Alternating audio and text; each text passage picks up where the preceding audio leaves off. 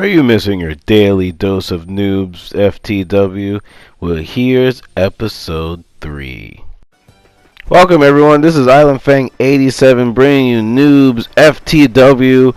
As you can see, we're getting our burn on or chop on right now.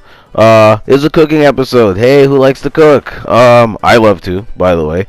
And speaking of cooking, one thing I love to do all the time is when I have nothing to watch or if I'm looking for something entertaining to watch, I'm watching the Food Network. So I'm going to hashtag / shamelessly big up the Food Network right now and say that, yo, I love Chop. Like, I watch Chop a lot. So, in watching Chop and liking sports at the same time, I was thinking this is kind of a blend of the two. It's like eating the competition. No, eating the competition sounds terrible.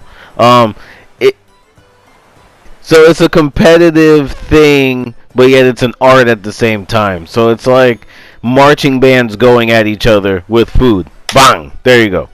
Cooking, competitive cooking is the equivalency of marching bands in competition, which I did, which was very hard.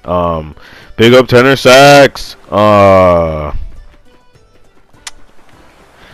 So yeah, watching Chopped, I realized that one, that's when I found out that cooking is super, super, super cool in its own right. Two, that you can make it a competition. And three, everyone kind of wins because I think everyone gets to eat. I hope everyone gets to eat. If I'm on a cooking channel show, I'm going to make a portion for the judges, and then I'm going to make a portion for myself, because why not? I just cooked super fast, like in 20 minutes. I might have, no, I think a half an hour is one of them. I should really know that off the top. If you want to drop a comment and say, hey, Alan Fang 87, it's blah, blah, blah time, I would greatly appreciate that.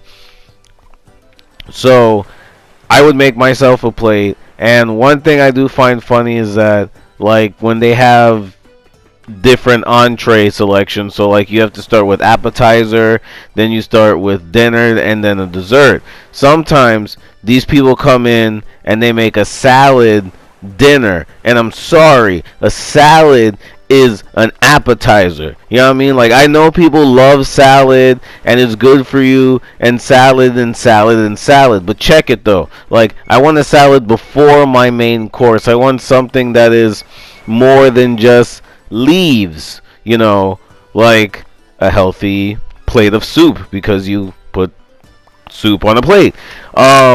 So like if they do like, you know, they have different proteins and whatnot, let's just say pork, and they have like a pork dish or whatever, they're gonna be like, okay, here's a pork dish and I'm gonna add like kale to it and heat up the kale. It's a hot salad, damn it, it's a hot salad. Wow, that got heated up quick. Anyway, other than the hot salad that I have an issue with, I really don't. Some of the judges be making me mad, like, you know, having someone eliminated because their food is too flavorful is real, huh?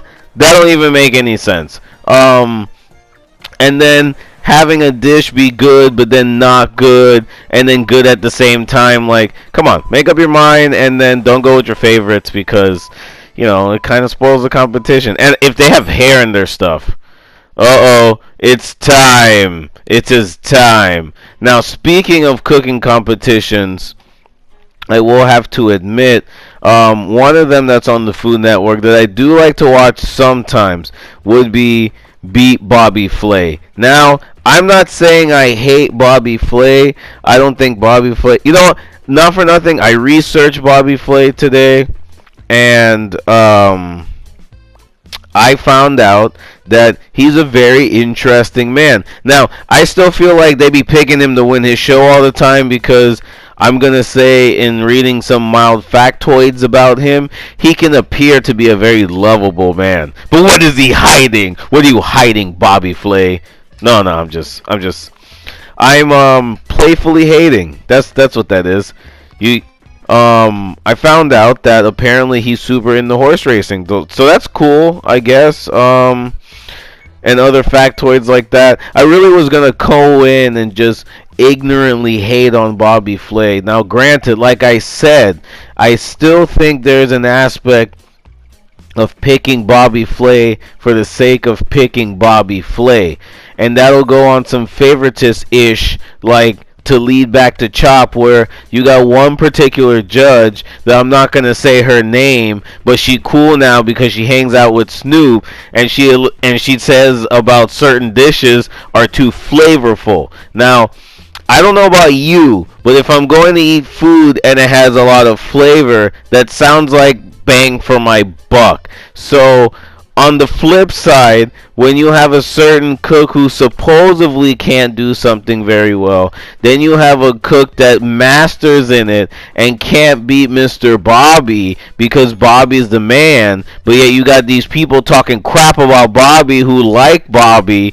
The show kind of makes you want to think that he's going to lose, and it gives you this aspect. It's like the Mayweather effect, if you will, where you're wanting the person to go down because you know they're good, but you know someone could be better, and you know they don't. And then you just go in every fucking day to see Mr. Bobby Flay or whomever who's really good at what they do lose. Now that's a horrible trolly kind of aspect, but it makes money. So, I guess you can say I fell into that because I wasn't really impressed with some of his shows. Like, yeah, he could cook, but like, there's a lot of people on Food Network who could cook, so I didn't really see him to be wowee wow.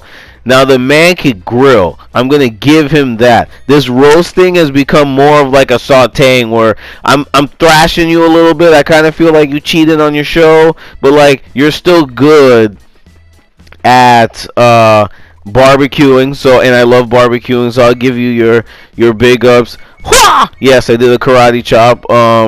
Big ups karate chop? We're going to go with that. Big ups karate chop.